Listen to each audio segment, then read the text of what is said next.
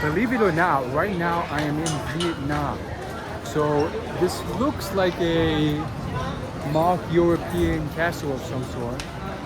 But what it really is a little theme park that was built in Ba Na Hills, Vietnam. This place is intended to essentially mock, mock's not the right word, replicate some European architecture because the locals would love to visit Europe, but a lot of them can't visit Europe because it's expensive. So this is actually a place where you get a lot of that feel, or at least an attempt for that similar feel, all in one place. Now most people here come really, or at least it started back in like 2018, they come because of the famous bridge here, this golden bridge. You've probably seen it on Instagram. It's the one where you have these sculptures of hands coming out of the ground surrounding the bridge. Now, from what I heard happened, that was so popular that there's just so much money made that the owner built this whole theme park to essentially create more stuff to do while you're visiting. So this is basically it. I would say it's not the size of like a full-blown theme park or even close to what you would find in the USA, but there certainly is a monumental feat in Vietnam to accomplish something like this. There's gift shops, there's tons of restaurants, there's drinks served and a few rides, nothing big, no big roller coasters, but some pretty decent roller coasters, or not roller coasters, but like carnival games, carnival events. And I believe they're trying to depict Germany with some of their designs with the cathedrals and stuff. It ends up having more of an Austrian / American feel because a lot of the music they play here is from the USA. It's almost like country music. And then what they sell is a lot of beer and sausages. So I guess they're trying to mimic how Oktoberfest would be like. Here's some food stalls. And yeah, the whole place is monumental.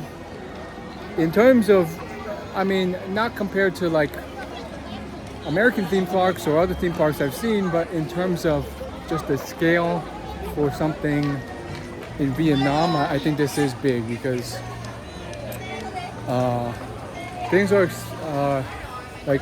are not like this. It's I'm used to seeing like small houses, small huts, and to see that being built, I mean, they must have put in a lot of money to do this. So from what I hear and what I'm seeing, it is crowded, it is packed, which tells me that they're making money hand over fist. This is a very profitable venture, and if you see the crowds coming into this thing, it was packed, lines and lines. And this is a slow day. I'm told on a busy day, 25,000 people will buy a ticket. So incredible. I don't think there's that much to see. It's just a few restaurants and hotels and shopping you can do. But there's some pretty cool photo spots here if you want to get that. I think I've gotten enough photos for Instagram for a lifetime. And the architecture is probably very unique for a local. My tour guide told me that many locals will come here and get photos, content, because they can pretend that this is their trip to Europe. Now I do want to show you one last thing, which is I don't know if you would call them go-karts. They're not go-karts, but they're the little carts that you drive in a roller coaster type way. And keep in mind the scale of this. Like literally it started as just a a bridge that was built, and the creativity of the owner of this thing just brought all these things to fruition, which led to all this success. So props to him for executing on all this. But if you go over here, you can see it. There's tons and tons of trolleys that come down. I'm told that cost a lot of money to build. They're very high-tech new trolleys built only a few years ago.